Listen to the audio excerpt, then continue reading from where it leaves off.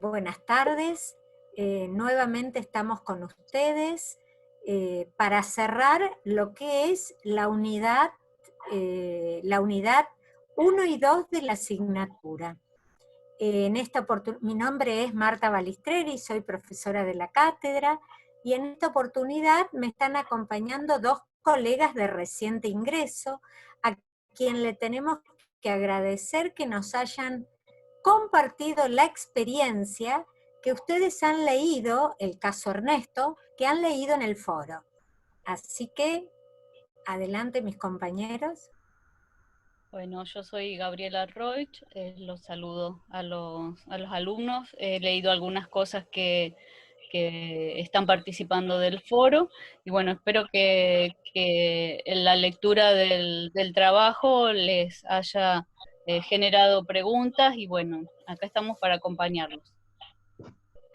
Bueno, mi nombre es Matías Bravo, junto con mi compañera Gabriela Roig, fuimos partícipes de un trabajo que, que leyeron todos y todas y que vamos a compartir con preguntas, con dudas y bueno. Bueno, muchísimas gracias. Fíjense que antes de trabajar el tema del foro, vamos a revisar algunos conceptos en relación a estos dos temas que están acá en la diapositiva. Por un lado, vamos a analizar esto de esta nueva forma de mirar y de cuidar la salud mental con un modelo comunitario, y dentro de ese modelo comunitario, ¿cuál es el nuevo lugar que se le da a nuestro sujeto de atención? Todos estos cambios que estuvimos diciendo, modelo comunitario, sujeto de derecho y ciudadano, están enmarcados dentro de la Ley Nacional de Salud Mental. Este es un tema que nosotros ya hemos visto en clases anteriores, pero volvemos nuevamente a señalar por qué esto de el modelo de atención comunitaria que debe reflejarse en nuestro sistema de salud, porque nuestro marco legal lo plantea. El proceso de atención debe realizarse fuera del ámbito de la internación hospitalaria. Fíjense que el nombre que decíamos, modelo comunitario, ir hacia la desinstitucionalización del sujeto de atención. Esto se sostiene a partir de este artículo. Fíjense que nosotros le hemos planteado en el material que se llama Salud Mental y Comunidad, que es de la Organización Mundial de la Salud, le hemos planteado algunos temas para que ustedes puedan revisar. Haciendo un poco de historia, este cambio de paradigma, del paradigma de cuidado al paradigma, del paradigma manicomial al paradigma de cuidado, comienza a instalarse en todo el mundo a partir de la Segunda Guerra Mundial.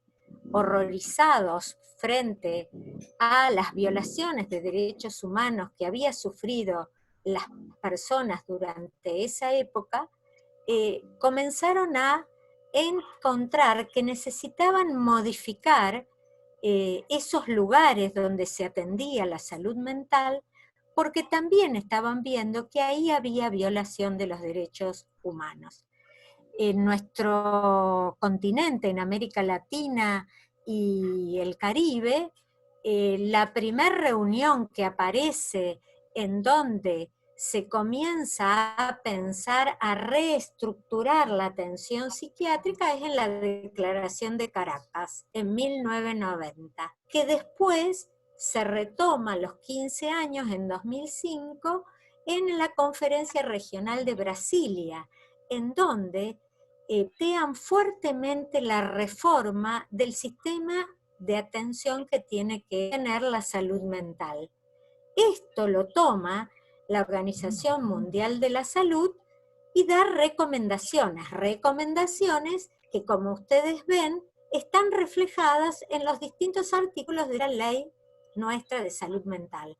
Así como la Argentina modifica su forma de atender a la persona en padecimiento mental, también los otros países toman en cuenta estas definiciones. Entonces, fíjense, una de las primeras reformas que aparece es reducir los hospitales psiquiátricos, los hospitales monovalentes, y prohíbe también crear nuevas instituciones cerradas.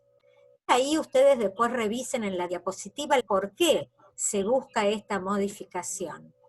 También está el hecho de tender al modelo comunitario, y para eso tiene que haber servicios comunitarios en donde se pueda cuidar la salud mental. Consultorios ambulatorios, consultorios en hospitales generales, centros de salud que tengan la posibilidad también de atender la salud mental. Al momento del alta, las casas de medio camino, los centros de día, etc. Una recomendación muy fuerte relacionada con esto que habíamos nombrado la desmanicomialización es el hecho de que las internaciones deben realizarse en hospitales generales. Ahí tienen ustedes el porqué. Además, habíamos planteado que la salud mental debe hacerse una estrategia de atención primaria. ¿Qué significa eso?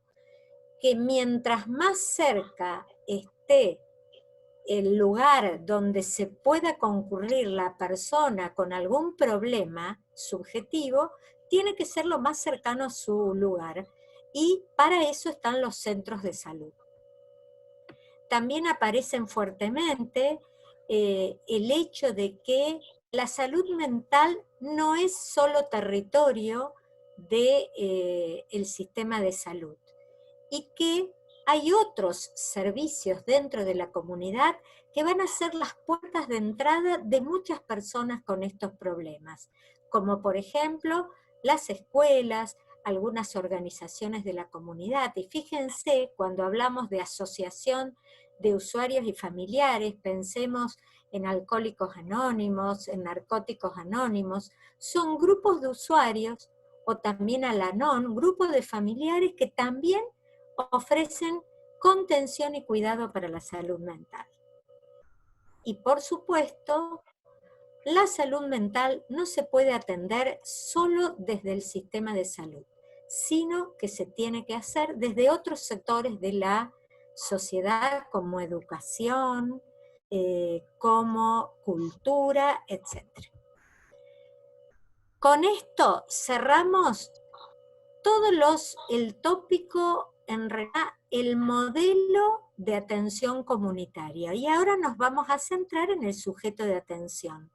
Para esto, ustedes van a ver que tienen una ficha de Paulo Amarante en el Drive, en donde están explicitados, están más ampliados estos conceptos.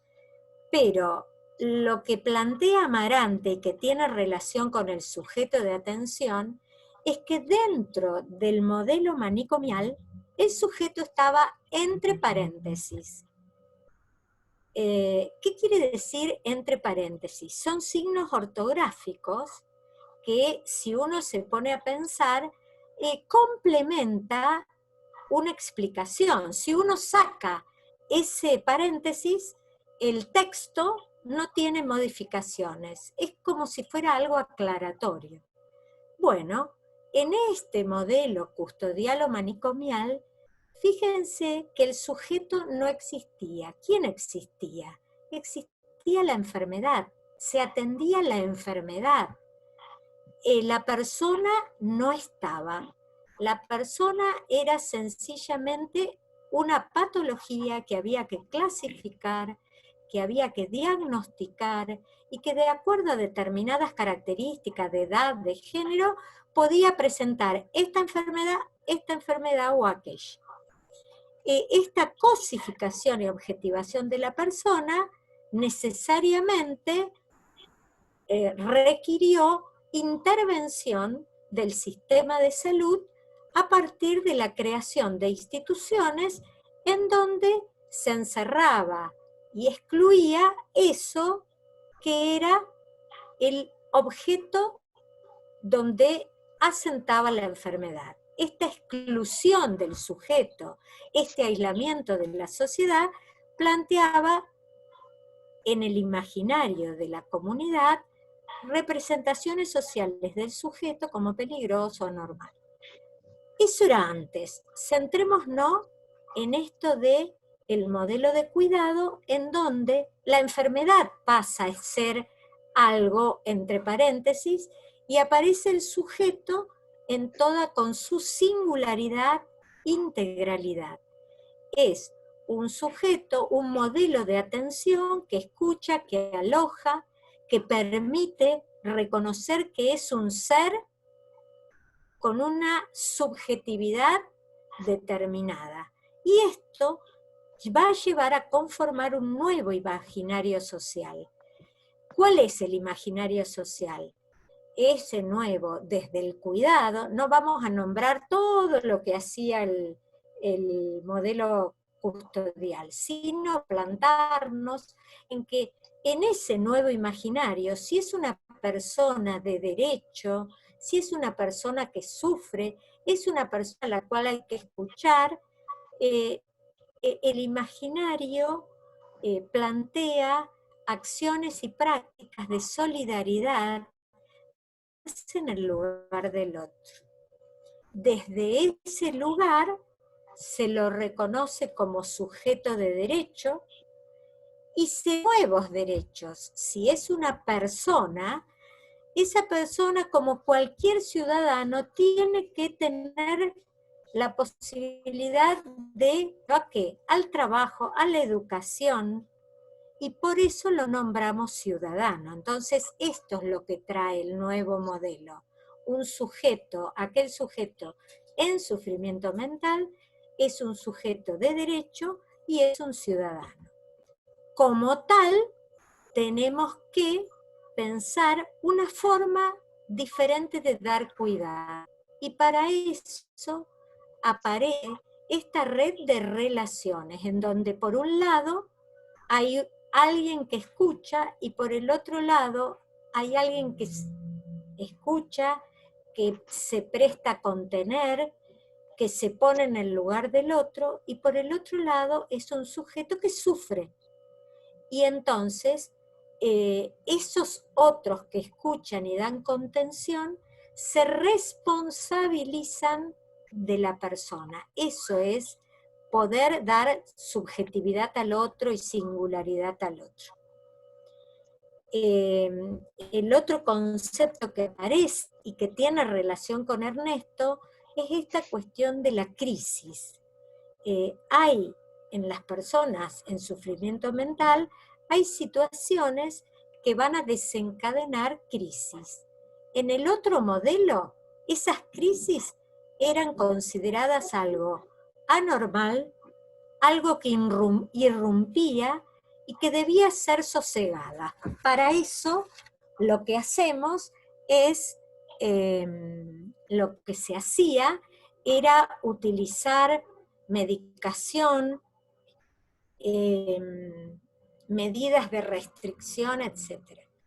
Si nosotros lo pensamos a la crisis en el nuevo paradigma como una situación que surge de la interrelación de múltiples factores, se lo reconoce como un proceso social en donde hubo pérdidas de recursos para el cuidado, para los familiares, o bien esa crisis fue desencadenada por amigos, desconocidos, por vecinos, por pérdida de solidaridad. Pero es algo que hay que entender como una situación que aparece y que hay que contener. En esa contención, fundamentalmente tienen que aparecer estos espacios de cuidado que decimos interdisciplinarios, comunitarios, intersectorial y fundamentalmente, dice Amarante, la búsqueda de la desinstitucionalización. Aquel sujeto que ha pasado muchos años o un tiempo dentro de las unidades monovalentes, dentro de los hospitales psiquiátricos, pierde todo su proyecto de vida, pierde su cotidianeidad, pierde su subjetividad, ya no es más él.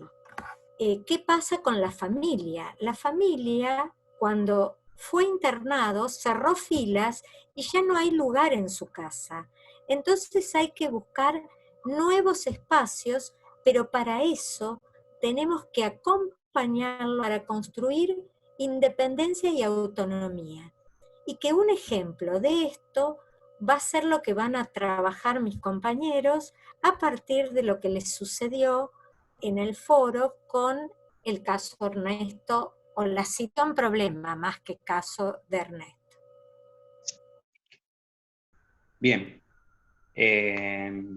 Para seguir con esto que Marta venía contando de manera mucho más teórica y para ir entrelazando con esta situación, problema de Ernesto, en un sentido y de una manera mucho más práctica, porque estamos hablando de una situación y me parece que cabe aclarar acá también, y en sintonía también con mi compañera Gabriela, que esta situación se da enmarcada en un programa de capacitación interdisciplinaria dentro de la red de atención de salud pública en la municipalidad, enmarcada también en la Ley Nacional de Salud Mental 26657. La situación, problema de Ernesto, nosotros queríamos destacar principalmente esto que Marta también ya lo venía aclarando, cómo aparece esto de la dinámica en el territorio y en la práctica en sí, en el abordaje de un sujeto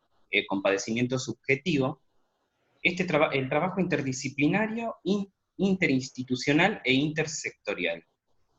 Hay distintos momentos que se van sucediendo en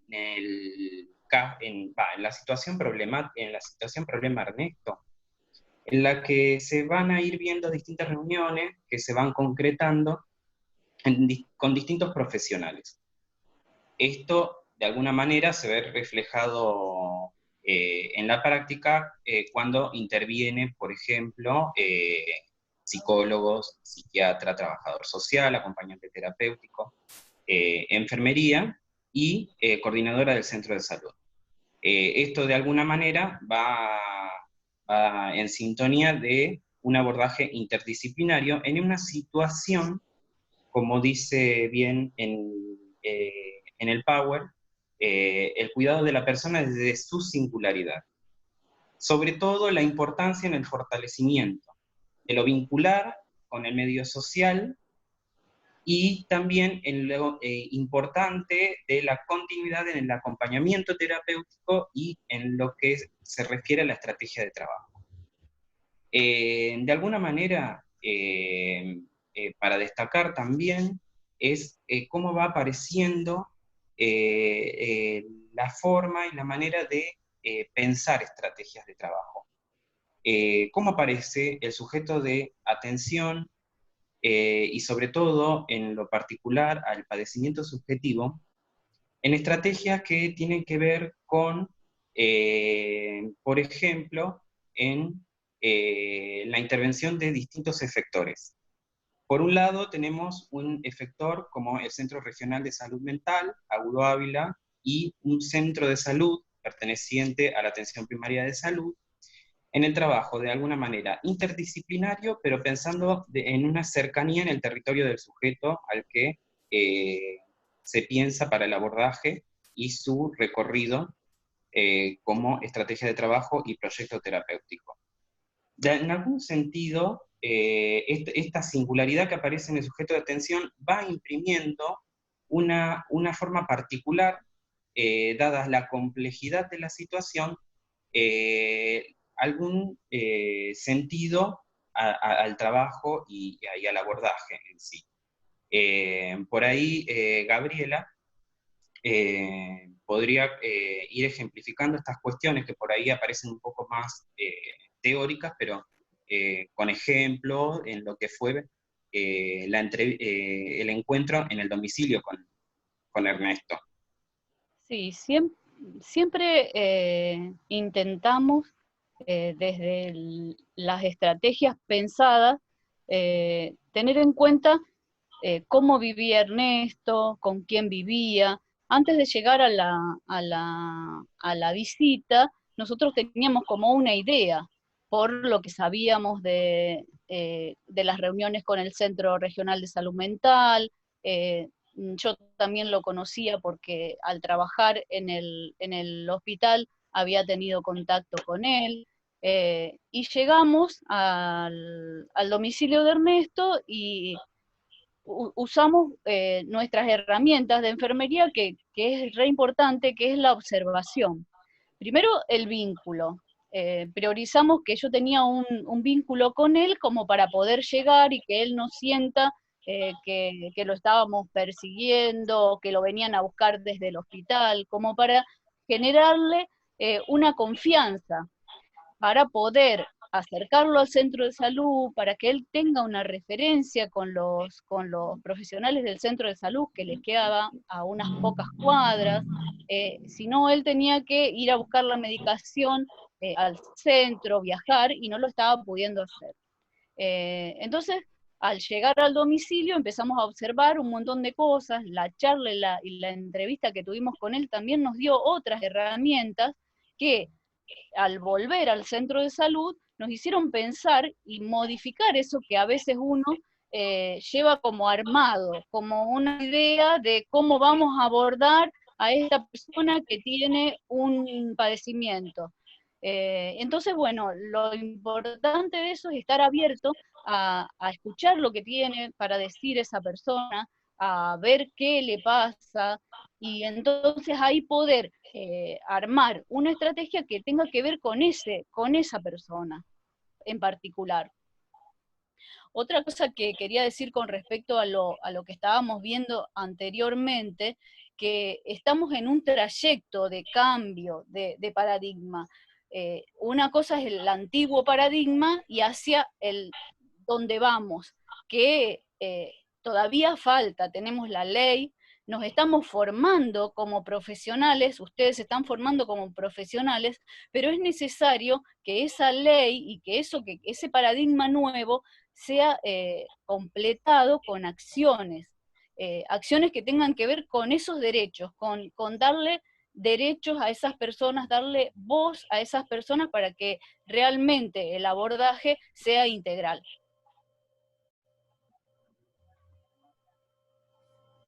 ¿Algo más?